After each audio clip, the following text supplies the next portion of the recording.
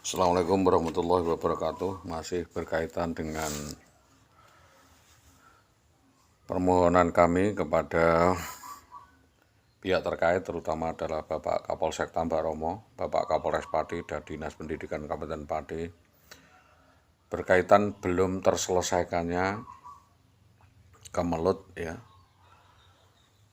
persoalan kemelut pasca perceraian Saudara Indah Wayu Widiawati dan lengkap dokumen-dokumennya berkaitan dengan jejak kasus yang kami sampaikan.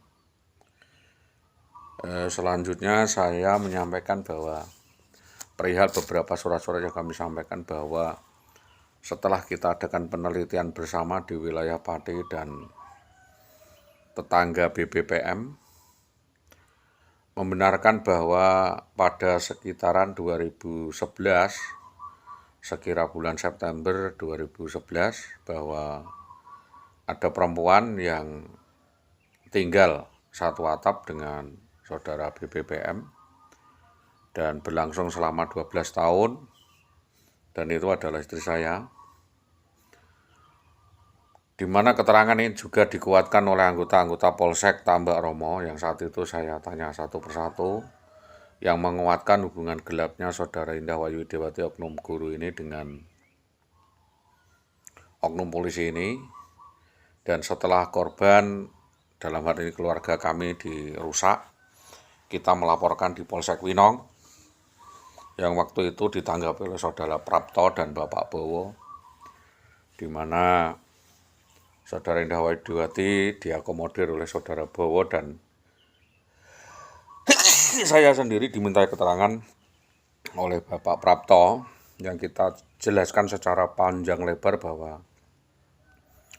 kemelut itu berupa permasalahan keluarga dan permasalahan rumah tangga yang cukup kompleks dan rumit, di mana setelah korban mengalami eksekusi, persekusi, dan premanisme di Jalan Mojolawaran Gabus yang dilakukan oleh oknum anggota polisi, dalam hal ini adalah Bambang Permadi. Kita menguatkan bahwa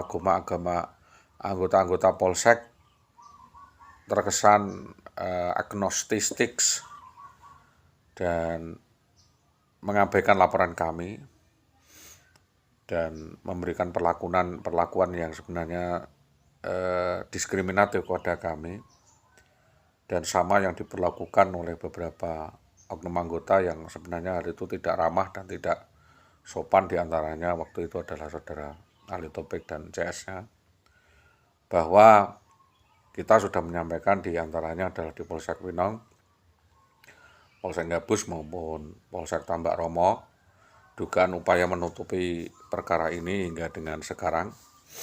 bahwa selama 13 tahun saya sampaikan adalah kembali 13 tahun berjalan,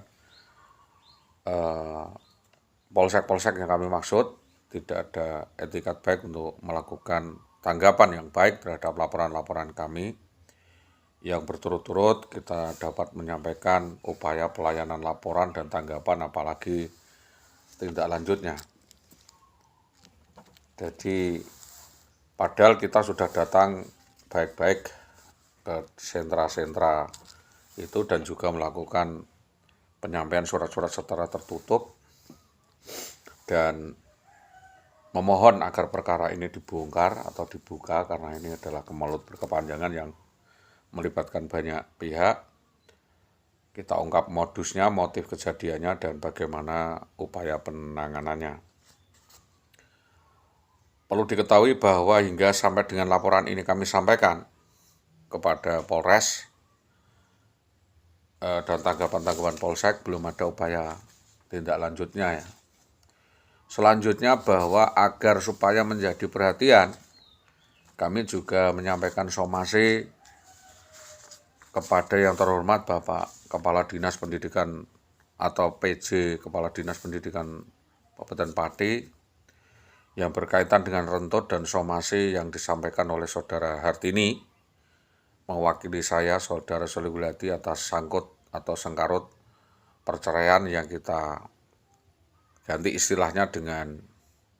selokaton. Jadi dilema selo katon ya. Selo itu batu, katon itu dikira emas gitu loh. Rendezvous ya. Selo katon itu sebuah rendezvous yang bisa dibaca di Kompasiana secara preventif. Jika nanti perkara tersebut berkepanjangan dan fatsum yang kita tawarkan adalah fatsum punctum de compromitendo yang dapat diselenggarakan di polsek terkait, di dalam hal ini tetap diperlukan pendalaman dan material jika hal tersebut memang dimungkinkan untuk dibuka. Maka atas pemberitahuan demi pemberitahuan atas perkembangan penyelidikan yang kami sampaikan atas peristiwa ini, untuk dapat dijadikan rujukan bagi para stakeholder dan pemangku kepentingan atau kebijakan, bahwa dalam ini kami sungguh sangat dirugikan oleh proses ini. Yang senantiasa kami tuntut adalah peristiwanya. Kami meminta kasus ini diusut peristiwanya secara netral, sehingga tidak ada upaya untuk menutupi satu dan yang lain dan menyangkut ada penyorobotan alas hak, penguasaan hak dan manipulasi ingkar janji yang dilakukan oleh Saudari Indah Wahyu Widiawati dan lain sebagainya. Jika memang dalam pembuktian ini Saudara IWW dapat memasukkan hal ini ke dalam KDRT, monggo-monggo saja saya ikut. Tapi saya mempunyai pendapat bahwa KDRT yang dimaksudkan Indah Wahyu Widiawati ini adalah KDRT Faide. Artinya bahwa apa yang dilakukan Saudara Indah Wahyu Widiawati ini menyembunyikan fakta bahwa adanya hak saya. Jadi menyembunyikan fakta mengingat menimbang bahwa keadaan saya sungguh sangat lemah, seperti orang kebakaran atau kerampokan yang dimana Saudara Indah Wahyu Widiawati menghalangi alas hak dan menghalangi pengambilan surat-surat, mencuri, menggelapkan, dan juga spesimen KDRT Faide membuat sebuah opini yang sebenarnya di prospek yang dampaknya lebih sadis dari sebuah KDRT, karena ini adalah genosida karena menyangkut alas hak, produk hukum dan kemerdekaan seseorang, yaitu saya. Sedangkan di wilayah Gabus waktu itu saya sebagai korban dihadang beberapa orang yang tegap-tegap, lebih dari 3 orang, 2 orang menghadapi saya, lainnya menunggu. Belakangan baru diketahui itu adalah oknum anggota polisi atas nama Budiono alias Bongkrek alias Apen Upin. Saksinya bahwa itu adalah Bambang adalah Bapak Mohit, Saudara Tomo,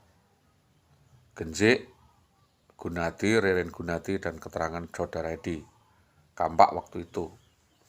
Sargo juga Suntari. Bahwa benar anak dan istri saya dirampas di tengah jalan, dibawa kabur oleh Saudara Bambang Permati dan Besut. Dan keterangan-keterangan selanjutnya kami sampaikan sendiri melalui media sosial, terutama saya yang bisa sampaikan adalah melalui YouTube maupun Facebook, bahwa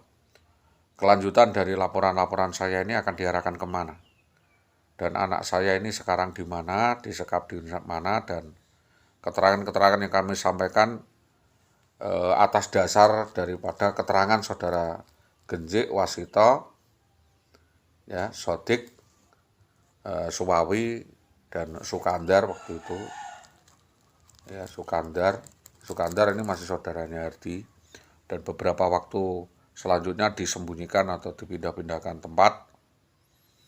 di beberapa tempat agar tidak dapat ditemui oleh kami. Dan perihal pelaporan lanjutan perkara ini sudah kita laporkan ke Propam Paminal, tetapi karena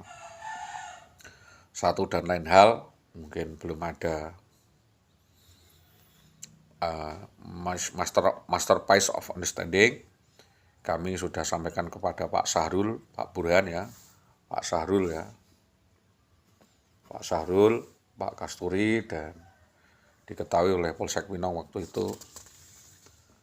bahwa atas dugaan-dugaan ya di polsek-polsek ini ada permainan kasus, itu memang kewenangan karena memang permainan kasus settingan, dan di Polsek Winong, Pak Romo maupun di Gabus itu hal yang lumrah mungkin. waktu di Gabus ada Pak Warno, ada Pak Wandi, ada Pak Anwar, ada Pak Pateno, Pak Marsono, dan di Polsek Tambak Romo ada Pak Yoyo sama Topik. Ya, Pak Catur juga itu kita kasih tahu, yang diduga mereka sepakat mengetahui untuk menutupi dan mengabaikan laporan dan mungkin menghilangkan bukti-bukti yang berkaitan dengan Karsono. Tetapi karena sudah muncul, maka saksi yang berkembang diduga terlibat di dalam mulai adanya perencanaan persekusi sampai eksekusi, dan tidak adanya yang mau bersaksi karena mungkin takut urusan. Dan tentunya hal itu menyangkut nama-nama diantaranya saudara JS, saudara JTM, saudara Nggamin, saudara Sri Mulyani, Gudo ya, Subianto, Istiana Merdekawati, Murwati, Tahan Sunarti, Hardi, Hanapi, Sujo ya, ketua RT ini mungkin mengetahui, tetapi Harno, Karangkonang, mantan Karangkonang Warso, Sudar, Giman Sapi, Warno, Pateno, Wandi, BPPM, Karsono, dan saudara Umi Kalsum, bahwa selama ini pelapor telah mendatangi baik-baik 3 polsek, Gabus, Winong, Tambak Romo, mengatasnamakan diri sendiri bahwa telah menjadi korban penganiayaan, pengancaman oleh seorang oknum polisi atas nama Bambang Permadi di bawah pohon karsen di depan SMP Gabus, dan perlakuan-perlakuan arogan, anarkis, serta premanisme sara sewenang-wenang, di mana oknum polisi ini mengata-ngatai korban dengan kata-kata yang tidak pantas, gila, dan berdasarkan data-data keterangan dan berkas-berkas yang kita sampaikan, saya mengharapkan agar melalui Ombudsman dapat membantu mengklarifikasi permasalahan yang kami hadapi, karena saya sudah melaporkan kepada pihak yang berwajib namun terkesan diabaikan dan kurang ditanggapi, kurang responsif, baik Polsek Winong, Polsek Gabus, dan Tambak Romo secara sinergis, karena hal ini berkaitan dengan persoalan hukum dan administrasi negara dan aturan-aturan, dan saya tidak dianggap sah untuk melapor karena kondisi saya. Maka berkenaan dengan beberapa fatsum ya, atau keluhan-keluhan yang kita sampaikan sebagai korban atau pelapor, mohon agar melalui polsek terkait dan Ombudsman RI melanjutkan laporan tertulis saya ini menjadi prioritas penyelesaian negara, dan itu tentunya menjadi bahan rumusan yang akan kita kaji bersama dan kita selesaikan bersama sampai ada kejelasan. Itu pertama yang kami harapkan atas kerjasama yang baik dari semua pihak, terutama dari Polsek Tambak Romo. Kita sampaikan terima kasih, selamat pagi, assalamualaikum warahmatullahi wabarakatuh.